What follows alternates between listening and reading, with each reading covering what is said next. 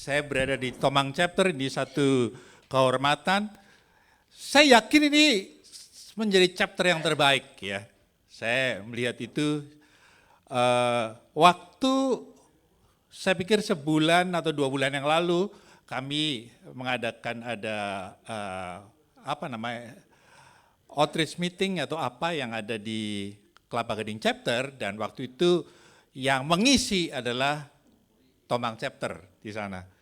Wow sekali dari awal semuanya, dan bahkan meminta sehari sebelumnya untuk install semua peralatan-peralatannya. Jadi peralatan-peralatan kami yang ada di Kelapa Gading nggak ada yang dipakai ya.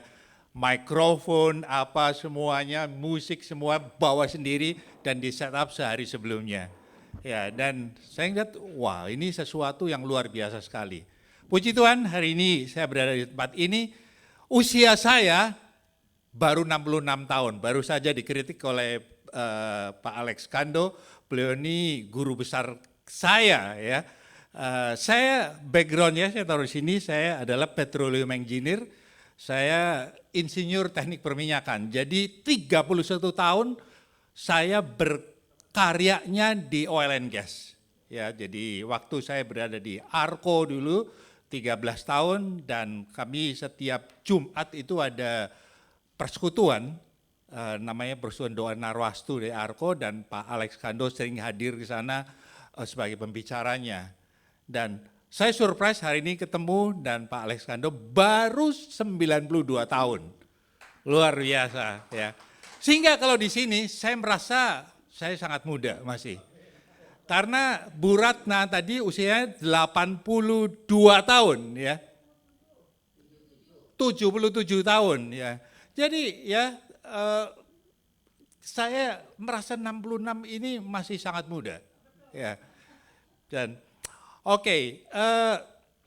saya tadi background saya di oil and gas, dan karena saya 31 tahun berada di oil and gas, sehingga saat ini saya sebagai pembicara, saya certified coach, tetapi paling banyak saya di oil and gas. Ya, jadi karena memang mereka rata-rata sudah tahu itu, dan saya pensiun tahun 2018.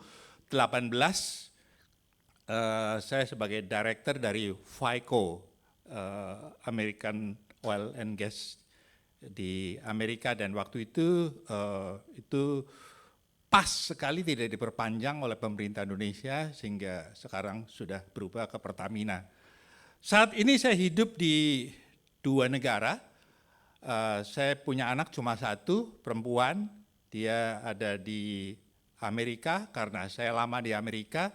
Karena oil and gas ya, jadi saya pernah di Australia selama 2 tahun, saya di Amerika cukup lama, dan anak saya cuma 1 juga lahir di Amerika, jadi dia US citizen, dan saya juga punya rumah di Seattle, tepatnya di Redmond di Washington State.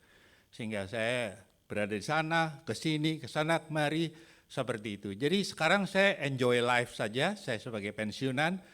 Dan waktu tahun 2018 saya pensiun, di situ saya benar-benar menghadap kepada Tuhan dan saya mengatakan, Tuhan, sorry banget, mohon maaf banget, kurang lebih seperti itu.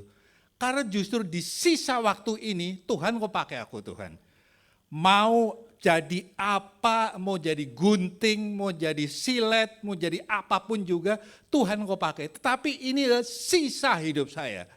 Waktu itu usia saya 58 tahun persis waktu saya pensiun dari oil and gas. Ya, dan Tuhan, dan jelas di situ mengatakan bahwa Tuhan akan pakai saya menggunakan mulut saya.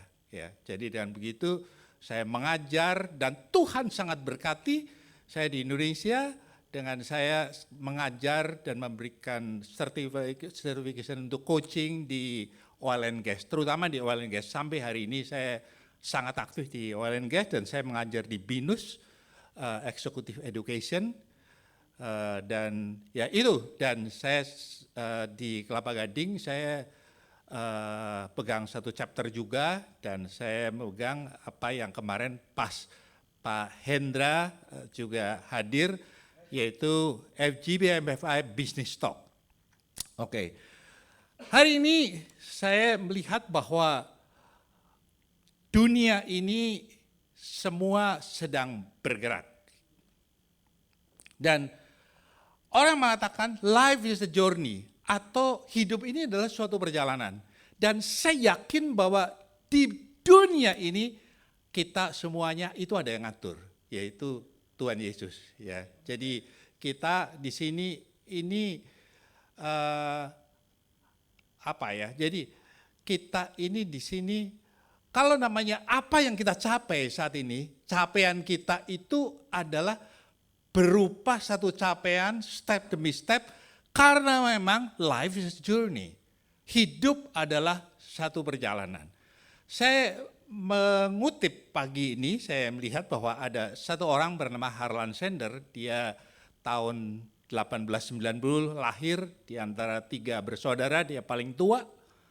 Dan dia waktu usianya masih 6 tahun, ayahnya meninggal dan dia bertanggung jawab untuk memelihara ibunya karena memang hidupnya sangat miskin di kota Corbin di Kentucky, di Amerika Tengah dan agak ke timur.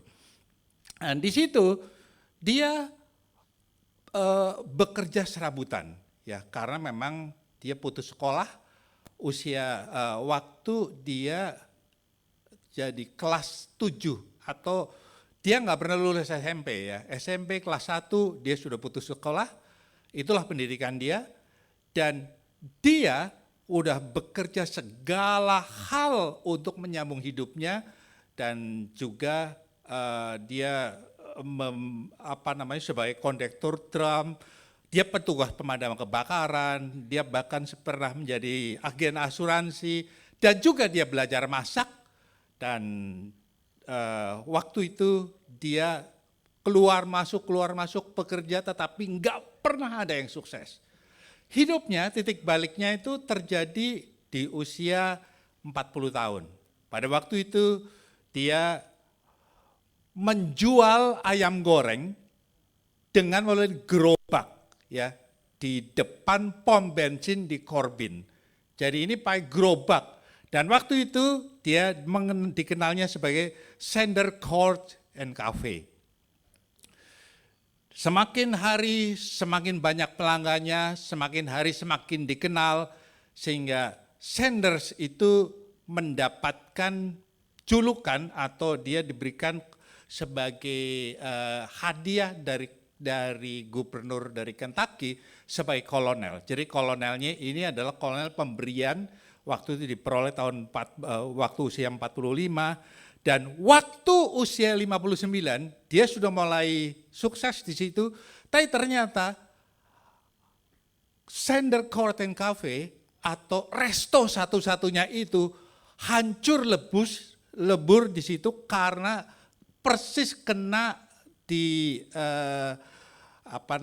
jalur interstate dari Ohio menuju ke Tennessee yang di situ dia itu persis kena itu dan penggantiannya sangat kecil dari government pada saat itu. Sehingga apa yang sudah di build up keuangannya semuanya hancur lagi dan dia memulai dari nol lagi dari situ. Jadi itulah namanya hidup itu satu perjalanan dari situ. Pada usia 60 dia mengambil uang dari government, dia mengambil pensiun dari government dan uang dari hasil itu dia pakai untuk membuat keliling menjual resepnya itu ke seluruh Amerika. Dia keliling selama 2 tahun dan akhirnya dia bisa mendapatkan satu orang yang bisa membeli itu di Salt Lake City. Dan waktu itu usia dia itu 62 tahun. Ya. Jadi saya usia 66, ini 62 tahun. Dan ini baru memulai hidupnya waktu usia 62 tahun. Dan dari situ inilah dia yang sampai usia 74 tahun waktu itu sudah memiliki 600 outlet di Amerika dan Kanada. Dan saat ini beliau itu sudah memiliki 32.000 outlet Kentucky Fried Chicken. Ya. Jadi dari orang yang nothing, tidak ada future sama sekali, tetapi disitulah cara Tuhan menolongnya. Ibu dia adalah, Ibu Sanders ini adalah orang yang sungguh-sungguh di dalam Tuhan. Dia pendoa. Apa yang dilakukan? Hanya berdoa buat anak-anak, ketiga anaknya itu. Dan akhirnya Colonel Sanders ini yang sekarang ini kita tahu sebagai pemilik franchise dari Kentucky Fried Chicken. Dari nothing menjadi something. Lah, dari situ saya yakin sekali bahwa di dunia ini apapun kita, ini kita pasti ada yang mengaturnya semuanya. Seringkali kita nggak sadar, tapi nothing happen by case, by chance. Tidak ada sesuatu yang terjadi ini karena kebetulan. Semua yang terjadi, apapun yang kita alami, baik yang pada saat ini sudah sukses besar, baik yang pada saat ini belum mencapai titik itu, semua itu Tuhan lihat dan tidak ada by chance, tidak ada yang karena suatu kebetulan. Termasuk pada hari ini kita berada di sini, saya mengenal sebagian Bapak Ibu yang ada di sini, semua itu tidak ada satu kebetulan. Saya melihat seperti kayak Yusuf. Yusuf dia menjadi prime minister atau menjadi perdana menteri di Mesir. Kalau kita melihat perjalanannya sesuatu yang impossible, tetapi pada saat itu saya yakin sekali Tuhan pencipta langit dan bumi yang kita kenal dengan Tuhan Yesus Kristus itu dia sudah mengerti apa yang terjadi di masa yang akan datang. Saya yakin sekali bahwa Allah kita, Tuhan kita, dia sudah melihat bahwa suatu kali di Mesir akan terjadi kelaparan hebat selama 7 tahun tidak ada panen. Dia yakin itu sudah tahu karena Allah kita yang mencipta the universe, alam semesta ini diciptakan oleh Dia. Tidak ada sesuatu yang terjadi kalau bukan seizin dari Dia. Bahkan satu rambut jatuh pun Tuhan tahu. Kita putih semua, Tuhan tahu. Usia kita sudah 92 tahun, Tuhan juga izinkan dan Tuhan punya rencana. Lah, dari situ saya melihat bahwa seperti Yusuf, dia menjadi Perdana Menteri di Mesir pada saat itu. Itu juga bukan by chance. Karena memang Tuhan sudah melihat dan apa yang dilihat Tuhan, seperti Tuhan itu melihat sesuatu itu akhirnya, destininya dari situ. Ya, cara Tuhan melihat itu ke depan dan Tuhan memiliki rencana. Tuhan memiliki rencana dan rencana Dia adalah sesuatu yang luar biasa. Kita melihat dari sini. Ya, Yesus ini kalau kita melihat dari Yeremia 29 ayat 11 di mana kita sudah sangat paham dengan ayat ini. Sebab aku ini Allah Bapa, mengetahui rancangan-rancangan apa yang ada padaku, pada Allah, mengenai kamu. Ya, rancangan-rancangan yang ada padaku, jadi ada dalam Allah. Mengenai kamu, mengenai kita semua yang ada dalam ruangan ini. Yaitu rancangan damai sejahtera dan bukan rancangan kecelakaan.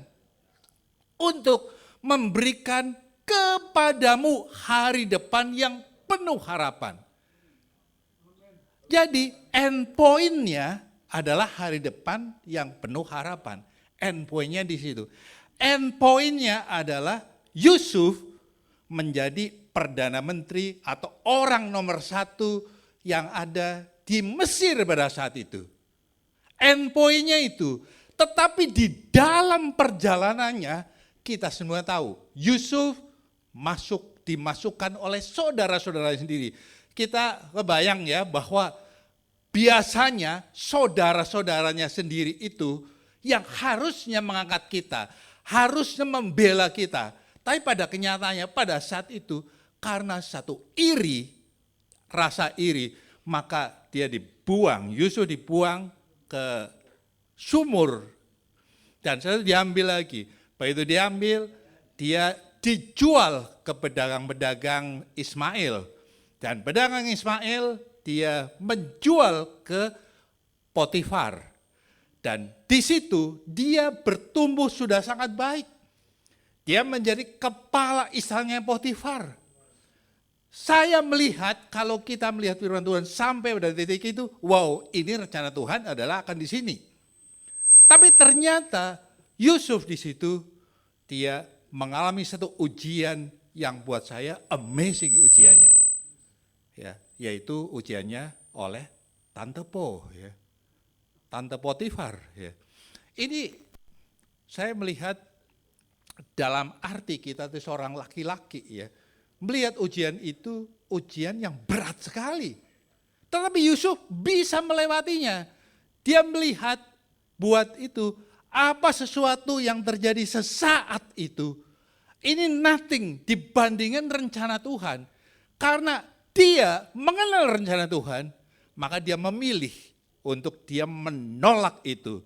Dan dia tidak mau membuka aib dari keluarga Potifar.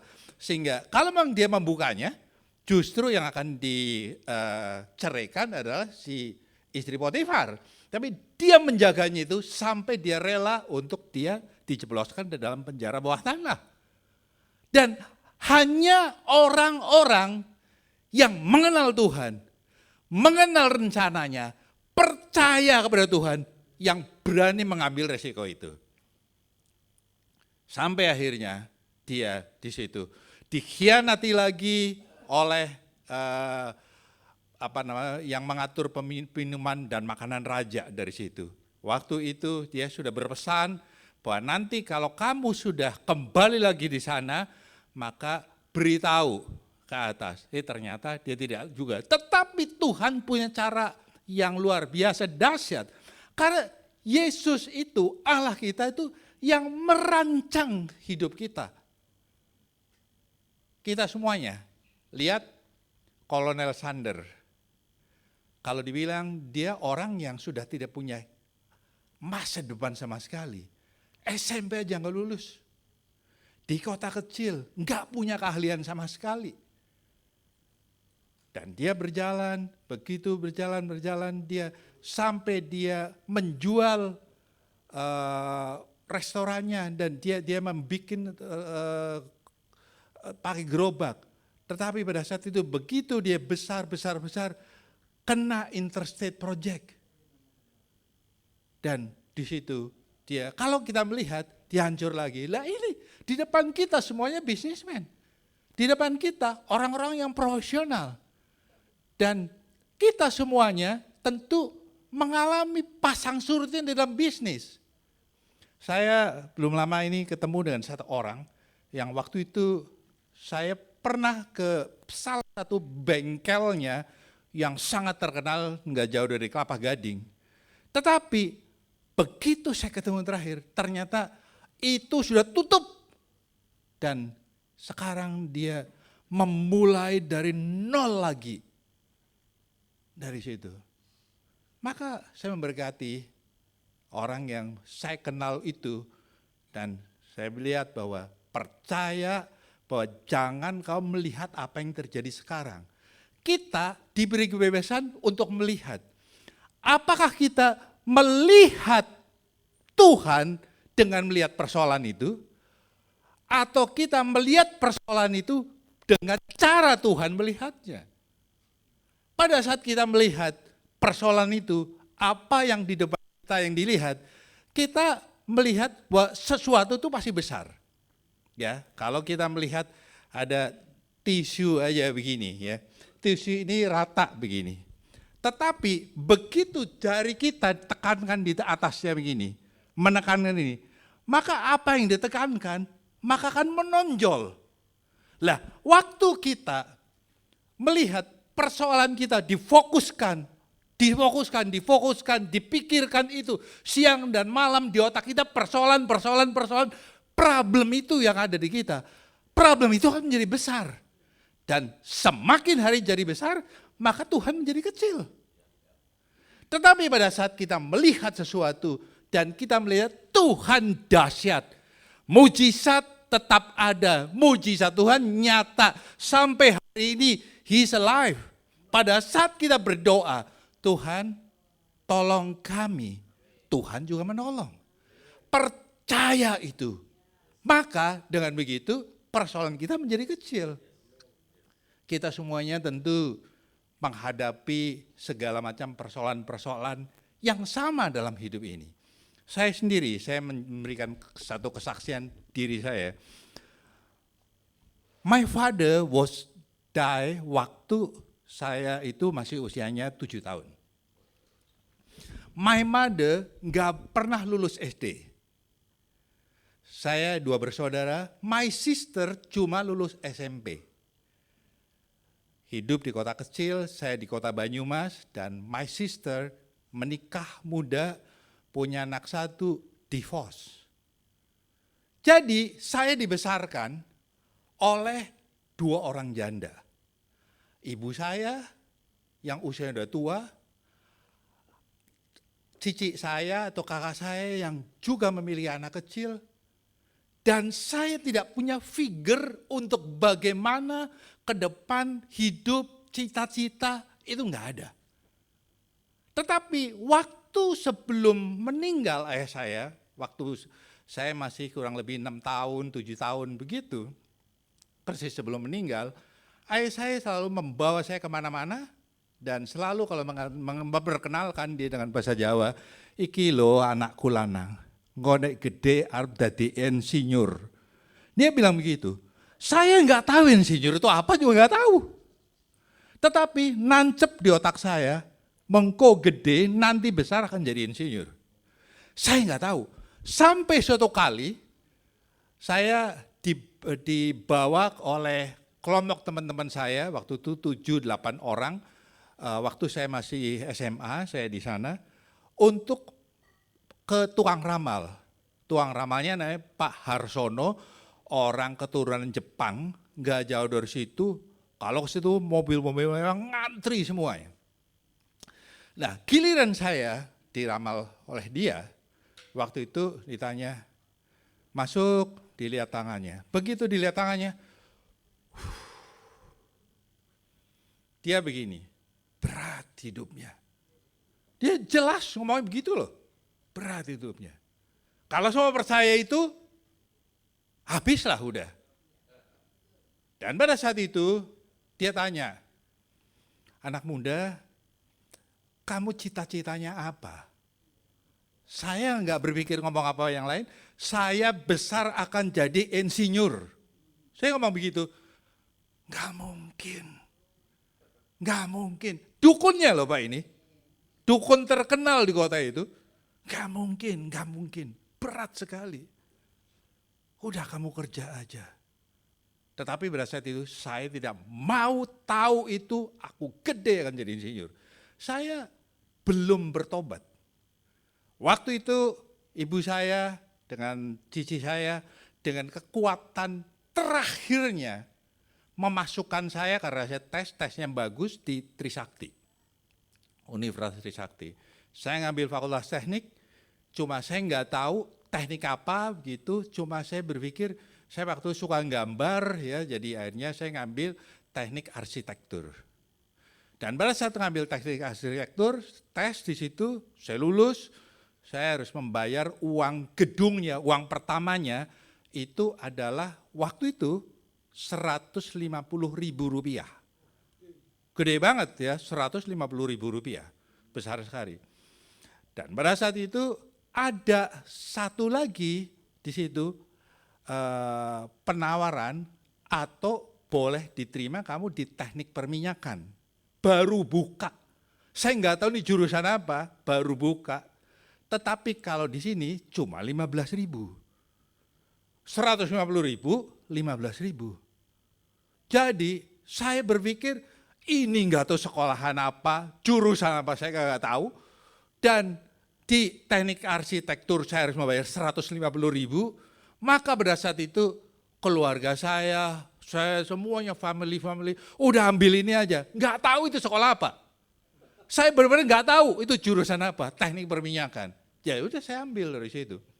Jadi saya di situ dan terus Tuhan pelihara sampai akhirnya saya waktu tahun 80 ya, tahun 80 81 di situ Tuhan tangkap saya.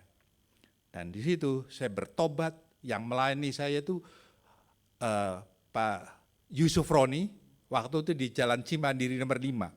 Ya, saya di situ.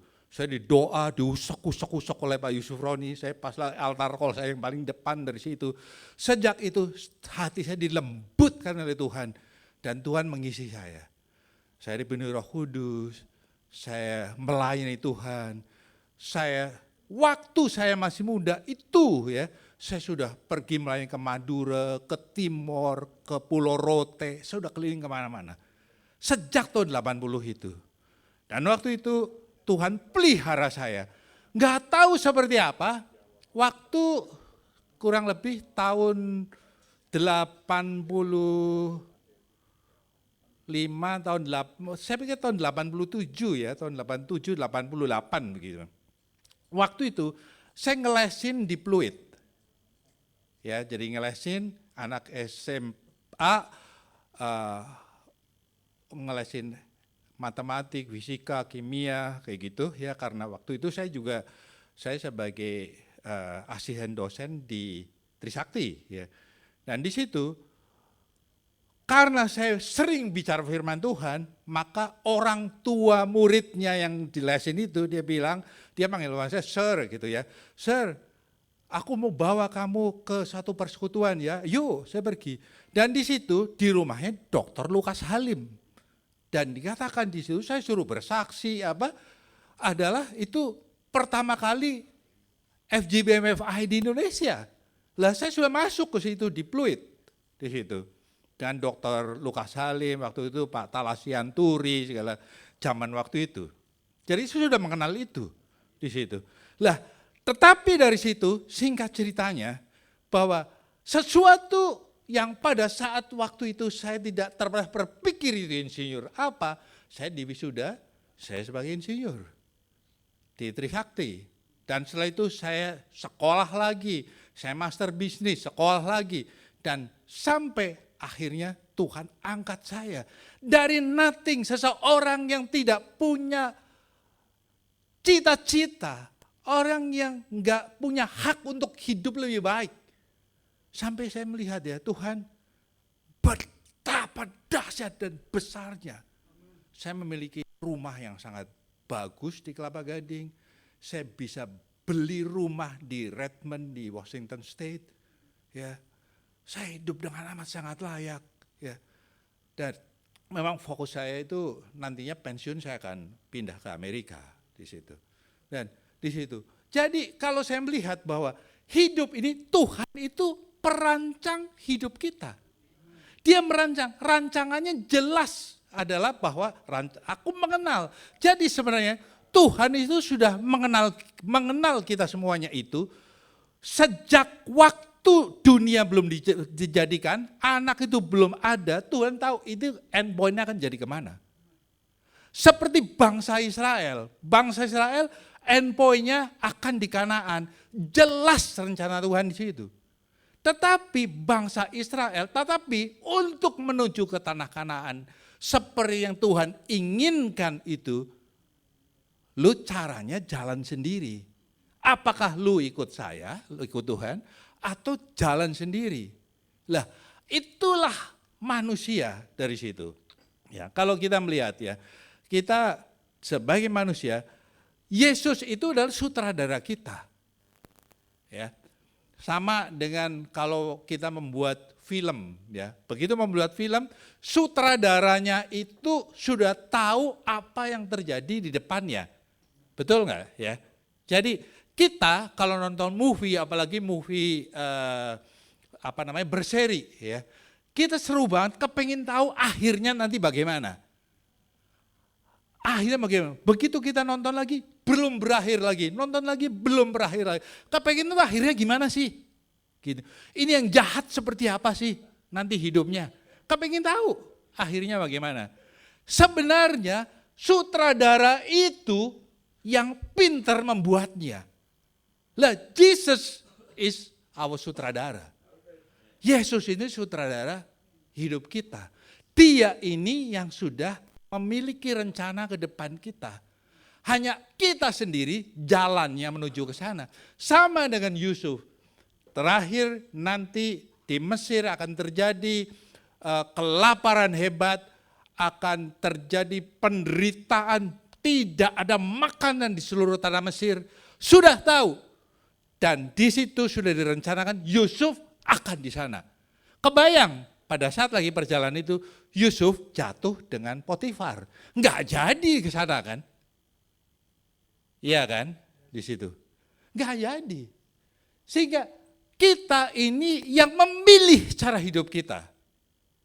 Ya, jadi kalau memang kita itu percaya dengan pertolongan Tuhan, langsung dari situ. Ayat yang kedua atau yang terakhir adalah bahwa kita melihat bahwa segala sesuatu kita ini ya, kalau kita melihat, karena kita mempunyai banyak saksi bagian awan dan melihat kita, mari kita menanggalkan semua beban dan dosa. Semua beban dan dosa. Lah karena hidup ini perjalanan, maka kita yang harus memilih ya. Jadi di sini kalau kita melihat ya, mari kita menanggalkan beban dan dosa. Lah, yang menghambat kita ini untuk maju adalah beban. Beban masa lalu kita. Ya, ini yang menghambat. Ya, kalau kita melihat ya, beban masa lalu. Kita sendiri hidup itu ada beban. Beban masa lalu kalau firman Tuhan mengatakan tanggalkan, tinggalkan. Ambil, tinggalkan beban masa lalu kita. Lah beban masa lalu itu apa? Adalah misalnya kegagalan kita. Kegagalan kita. Orang dalam usaha bisa aja kita mengalami kegagalan. Tetapi begitu gagal, bangkit lagi dan jalan lagi. Lah kalau kita masih fokus kegagalan kita dan kegagalan kita akan terhambat dari situ, fokus kita ke kegagalan, maka kita akan nggak sampai-sampai lagi ke tujuan. Ya, ingat ya, seperti saya sendiri, pada tahun 2007, ya, tahun 2007, saya mendirikan Jakarta Money Changer, namanya Jakarta Money Changer. Saya pakai Lipo Plaza lantai 8 di situ, dan itu Money Changer berkembang bagus sekali. Itu ownernya saya. Dan di situ saya secara corporate menjual ke perusahaan-perusahaan. Ya, exchange rate-nya. Jadi waktu itu masih lebih mudah ya. Orang banyak yang menukar dolar apa gitu sampai kemana, paling orang Pluit paling banyak yang tukar dolar dari situ. Dan tetapi dari situ saya stres sekali. Sangat-sangat stres memanage itu. Paling stres adalah kalau ada kurir saya mengantar $100.000 gitu. Ada yang $200.000. Dan saya masih bekerja profesional. Saya tanya, udah sampai di mana? Udah sampai di mana? Udah. Karena ada yang belum ditransfer, baru dikasih, baru ditransfer kan? Karena belum kenal. Jadi dengan begitu, ini yang membuat saya stres. Sangat stressful dari situ. Berantem terus dengan istri dari situ. Sampai akhirnya, suatu kali istri saya mengatakan ya, kamu nggak ada di situlah bakatnya, kamu kerja aja. Ya, kalau gitu kita bisa pusing, stres hidupnya. Dan gak lama dari situ saya ketipuan, sampai 2 kali ketipuan. Ceritanya panjang sekali, tapi hanya ketipuan yang ratusan ribu dolar. Sampai akhirnya saya stres sekali dari situ, saya tutup. Dan akhirnya saya tutup dari situ. Dan sejak dari itu, setiap kali saya mau usaha, gara-gara ada beban masa lalu kegagalan itu, istri saya bilang ya, lu jangan usaha, lu gagal. Ya, seperti itulah, ini adalah kegagalan yang menjadi beban masa lampau kita yang ada di kita. Ini yang membuat kita menjadi sulit maju. Kepahitan, maksudnya kepahitan di sini. Ya, kepahitan itu juga menjadi beban. Saya tidak akan mengungkapkan lebih jauh karena waktu, ya. Dan juga penyesalan. Kita seringkali kan melihat, gua nyesel sekali deh ikut ini. Gua nyesel menikah dengan dia. Ya, suka begitu kan? Ternyata dia orangnya begini. Gua nyesel menikah dia. Mertuanya, bukan main. Gua nyesel ketemu dengan dia. Gua nyesel jadi chapter presiden. Ada ya di situ. Karena waktu jadi chapter presiden katanya prosesnya dijorokin. Ada yang ngaku begitu. Ya. Gua nyesel sekali usaha ini. Gua nyesel berpartner bisnis dengan dia. Dan ini semuanya adalah beban masa lampau. Dan beban masa lampau itu inilah yang mengikat kemajuan kita untuk ke depan. Sedangkan life is a journey. Hidup itu satu perjalanan. Di mana kita ada di sini. Tergantung keputusan-keputusan kita. When we decide something, small decision, we move. When we don't take any decision, we stay di situ. While waktu kita staying, orang-orang yang lain move, maka kita ketinggalan. Waktu kita move sampai sini, pasti ada risiko. Ada keberhasilan, ada kegagalan, itu risiko. Dan kita di sini move lagi, kita move lagi, dan setiap kita mungkin pada saat ini sudah berada di titik ini. Pada posisi yang lagi berhasil sekali, pada posisi yang agak berhasil, pada posisi yang kurang berhasil. Semua itu kondisi kita semua pada saat ini. Tetapi ingatlah, kondisi Anda saat ini semuanya itu bukan end of your days. Bukan akhirnya. Percaya dengan Tuhan Yesus. Kita menyanyikan sama-sama tadi. Mujizat itu nyata sampai hari ini. Percayalah, kondisi bapak-bapak semua yang ada di sini, semuanya bukan akhir. Karena hidup itu adalah perjalanan. Belum sampai titik, belum sampai ke Kanaan. Kalau Yusuf belum sampai menjadi orang nomor 1 di Mesir, belum sampai. Mungkin pada saat ini adalah waktu kita sebagai pelayan di keluarganya Potifar. Bisa jadi. Oleh karena itu, saya mengingatkan kepada kita semuanya di dalam nama Tuhan Yesus Kristus. Biarlah ingat, apapun kondisi yang dihadapi pada saat ini semuanya belum berakhir. Hidup ini satu perjalanan. Life is a journey. Dan ke depan masih banyak. Kita minta pertolongan Tuhan. Dan Tuhan Yesus, Allah kita yang dasar, Allah kita yang nyata itu, sanggup sampai hari He's alive. Kebayang ya bahwa setiap orang yang diagung-agungkan, semua, siapapun juga kalau kita lihat tokoh-tokoh di dunia ini, semua mati dan dikuburkan. Betul kan? Tetapi Tuhan Yesus, dia mati, dikuburkan, bangkit pada hari ketiga, dan dunia mencatat dia naik ke surga. Sehingga pada saat ini dia berada di dalam kerajaan surga, dan dengan begitu dia alive.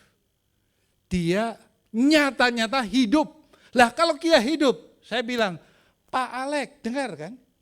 Pak Alek, dengar. Lah waktu kita Jesus, dia dengar. Dan itulah ya, mengapa kita saat ini kuat di dalam Tuhan. Karena kita memiliki Allah yang hidup. Tuhan Yesus memberkati semuanya. Amin.